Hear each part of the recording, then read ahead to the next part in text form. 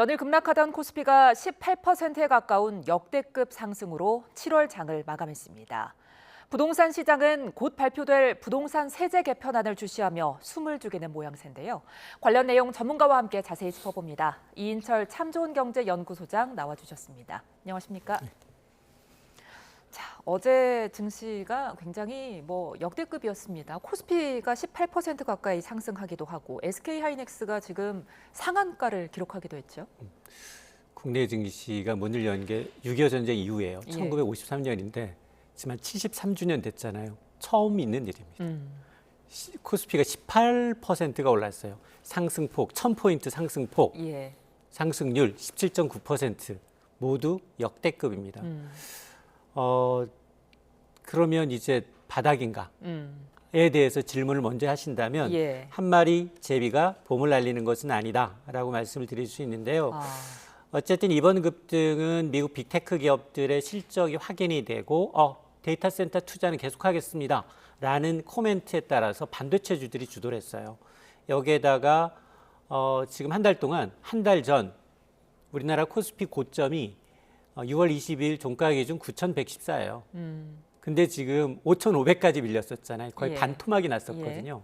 그러니까 기술적으로 과매도에 따른 저가 매수세가 이어졌고 또 하나 외국인이 어제 8조 넘게 샀어요. 이게 역대급이에요. 예. 그런 세계가 좀 맞아떨어졌다. 특히 전날 필라델피아 반도체 업종 지수가 6일 동안의 하락의 고리를 끊고 8.2% 올랐거든요. 예. 그러다 보니 특히 이제 미국 빅테크 기업들 앞으로 데이터 센터 투자를 얼마 하는지 가장 관심을 가졌던 마이크로소프트, 아마존 효과로 인해서 일단 반도체가 바닥을 좀 찍었다. 저는 SK하이닉스가 상한가 가는 것도 처음 봤어요. 예. 사상 처음 있는 일이에요.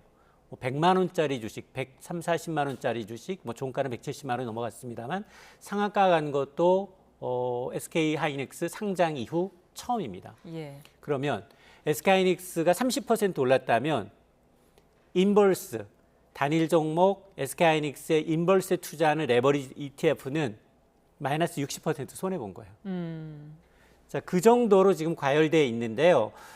사실은 우리 증시가 지난해 4월부터 월간 기준 14개월 연속 6월까지, 올해 6월까지 한 번도 안 쉬고 올랐어요. 예. 근데 조정은 한 달이에요. 한 달만 조정받았는데 9층에서 바로 수직 하락해서 5,500선까지 찍었거든요. 그러다 보니 이른바 코스피의 12개월 선행 PER 기준 5배 아래로 떨어졌는데요. 우리가 가장 뼈아팠던 게 2008년 글로벌 금융위기인데 당시보다도 주가 수준이 낮아졌다.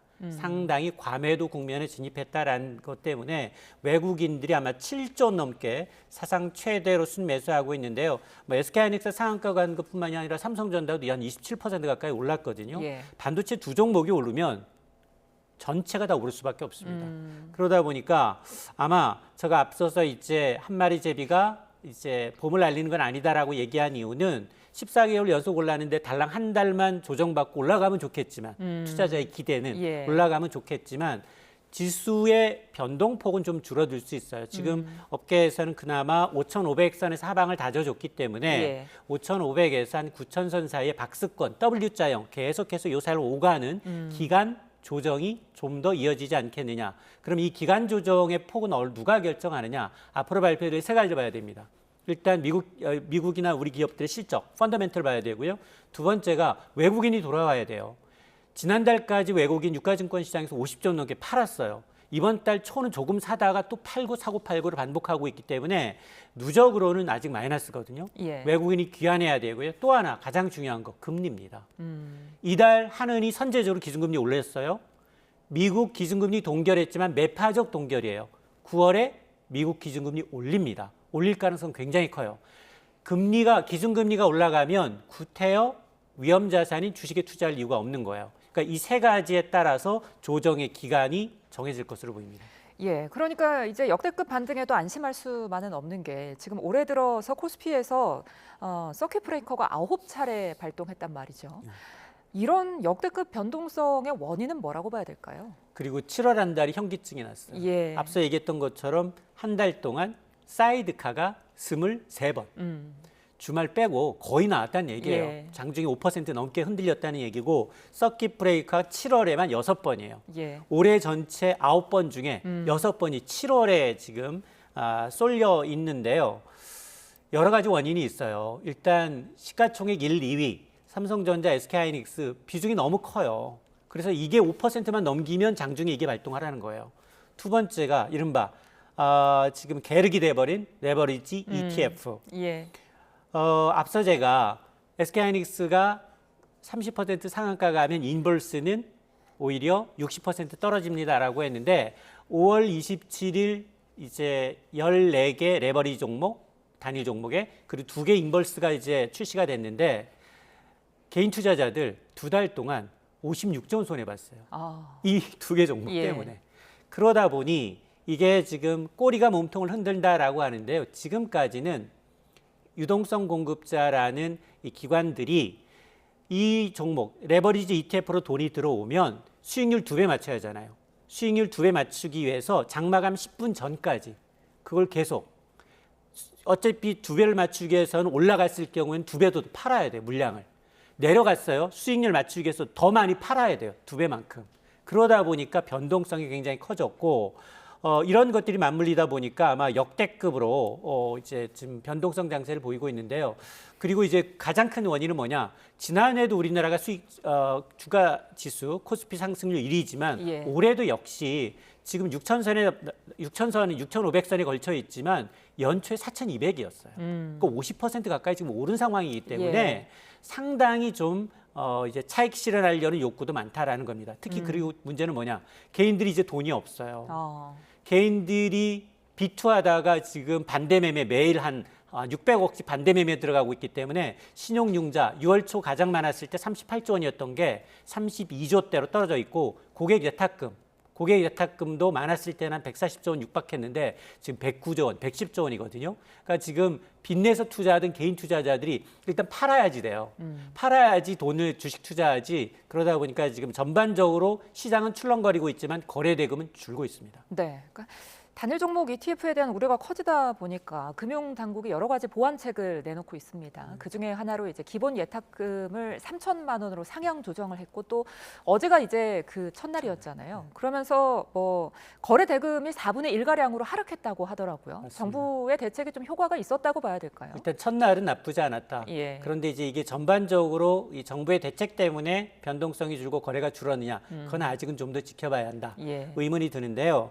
어쨌든 지금 2달 동안 56조 원 손실 본 개인 투자라고 하면 야 이거 끝까지 해야 된다라는 생각을 갖고 계실 거예요. 예. 그런데 이게 지금 너무나 많은 손실을 봤기 때문에 오히려 탈출하려는 분도 의외로 많은데요. 충분히 뭐 개별 종목에 대해서 특히나 단일 종목에 대해서 기본 예탁금을 3배로 문턱을 높여놨기 때문에 예. 1,000만 원 그동안은 뭐 현금뿐 아니라 주식 채권도 대용으로 됐지만 전부 현금으로 3천만 원을 메꿔야 합니다. 그러다 보니까 당연히 자연스럽게 전날 한 12조 원대 머물던 ETF 거래량이 3조 원 초반대까지 내려갔기 때문에 일단 뭐 나쁘진 않다라고 보는데 문제는 뭐냐? 이게 가장 큰 문제가 뭐냐? 앞서 제가 말씀을 드렸던 이게 이 리밸런싱이라고 해서 기관타들, 유동성 공급자가 시장이 한쪽으로만 쏠리지 않도록 매수가 오면 추가로 더 매수해야 되고 떨어지면 수익률을 맞추기 더 떨어야 되는데 그게 언제? 장마감 10분 전까지 지금 집중되다 보니까 이걸 어느 정도 기관을 조금 분배해 줘야 되거든요. 그러니까 이런 부분에 대한 아직 이제 구조가 만들어지지 않았기 때문에 당장 뭐 레버리지 ETF가 이제 문턱을 높였다고 해서 바로 이제 뭐 변동성이 줄어들고 그리고 이제 거래량이 줄어들 거냐. 저는 아마 이거에서 손해 보셨던 분들은 이거에서 계속해서 본전 찾으려는 심리가 강하거든요. 그러니까 아마 계속 남아 있을 거예요. 기존 투자자들은. 예.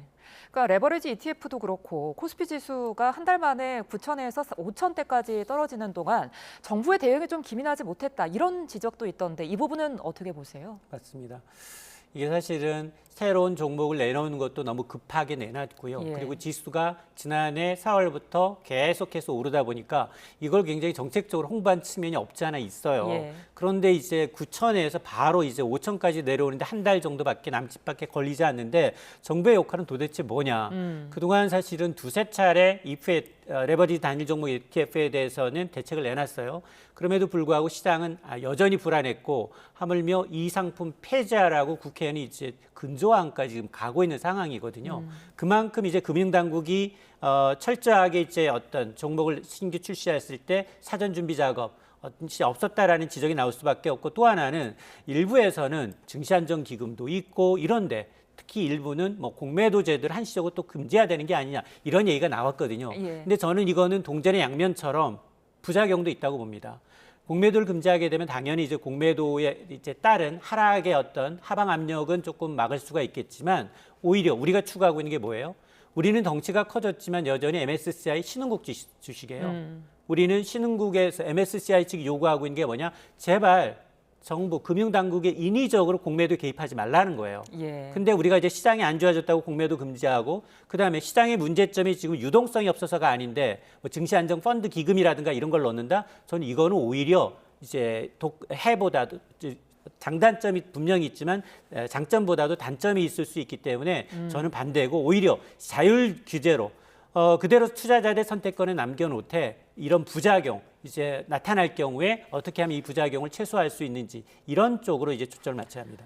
예, 자, 7월 한 달간 우리 증시가 역대급 하락을 했지만 그에 반해서 수출액은 좀 호조세를 보였습니다. 전년 동월보다 62.8% 증가했는데 역시나 반도체 역할이 컸죠? 맞습니다.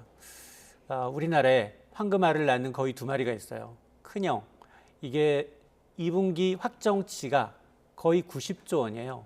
90조 원의 영업이익을 냈어요. 매출이 아니라 이게 하루에 1조 원씩 영업이익을 냈다는 얘기인데 우리가 이제 공정거래위원회가 대기업 집단을 자산 기준 5조 원 이상이면 대기업이라고 얘기해요. 그러니까 삼성전자 하나가 5일에 한 개꼴로 대기업을 만들어낸 셈이에요. 수출도 거의 절반은 지금 뭐 반도체입니다. 전체 989억 달러 가운데 한 400억 달러 넘게 이제 반도체 수출이 두 달 연속 견인하고 있는 상황인데요. 수출 자체가 62% 내렸어요. 1년 전에 비해서. 그러다 보니 아마 이제 역대 두 번째 큰 기록을 나타내고 있는데 수출은 역시 AI 반도체 슈퍼사이클로 인해서 반도체 특히나 이제 고성능 메모리 수요가 늘다 보니까 수출 단가, 물량 동시에 이제 좋아지고 있는데요.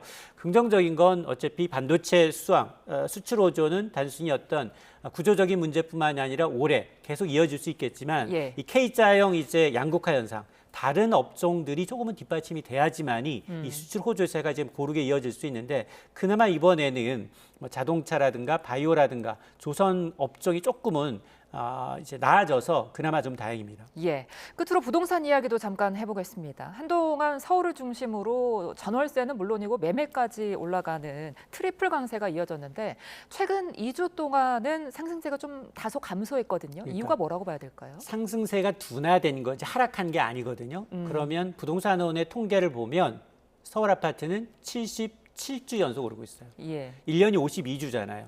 1년 5개월 넘게 서울 아파트 매매 가격, 전세 가격, 월세 가격이 뛰고 있습니다. 그런데 서울 아파트 뛰고 있다는데 강남이 뛰고 있냐? 강남이 뛰고 있는 게 아니에요. 25개 주 가운데 이번 주 가장 많이 오른 건 중량구입니다. 중량구. 그러니까 지금 부동산 세제 이제 발표 날 거잖아요. 조만간 아마 이제 다음 주 세제 발표를 앞두고 있어서 고가 지역의 경우 오히려 관망하고 있어요. 바짝 엎드린 양상인데 예. 오히려 강북권이나 중저가 아파트의 경우에는 대출로 접근이 가능하거든요. 그러다 보니 오히려 중량구의 상승률은 전체 서울 아파트 평균의 2배 이상으로 웃돌고 있는데요. 이게 정책은 어차피 나와 있잖아요. 부동산 보유세 3배까지 인상할 수도 있다라고 이제 대통령이 언급을 한 상황이고 예. 여기다가 다주택자들, 초고가 주택자들, 1주택이지만 거주하지 않는 비거주 주택의 경우에는 굉장히 세부담이 늘어날 수밖에 없다라고 있기 때문에 과연 이 세법 개정안에 과연 이런 것들이 어떻게 담겨 있느냐. 근데 이제 실수요자들도 불만이 많아요. 예. 지금 뭐 부동산 대토론회에서도 아니 지금 분양받아 놓고 잔금 대출 때문에 입주하지 못할 수 있다. 이런 얘기 했거든요. 예. 그러니까 그런 건 시정하겠다라고 얘기를 했기 때문에 아마 실수요자들은 가능한 최대 보호를 하되 이런 투기성 어떤 자금에 대해서는 차단하는 그런 방식의 이제 세제 개편안인데요. 어쨌든 뚜껑을 열어봐야 되지 지금 공급이 없는데 세제만을 갖고 시장을 안정시키긴 좀 어려워요. 그러다 보니까 아마 이제 다음 주에 발표되는 이제 이 대책에 공급이 얼마나 좀 실효성 있는 공급, 특히 실수요자들이거든요. 30대 이상 서울에서 아파트 구매하고 있는 실수요자들이 이제 믿고 정부의 공급 계획을 믿고 기다려줄 수 있는 정도의 이제 유효한 공급인지 여부를 좀 따져봐야 되겠습니다. 알겠습니다. 오늘 말씀 여기까지 듣겠습니다. 지금까지 이인철 참좋은경제연구소장과 함께했습니다. 고맙습니다.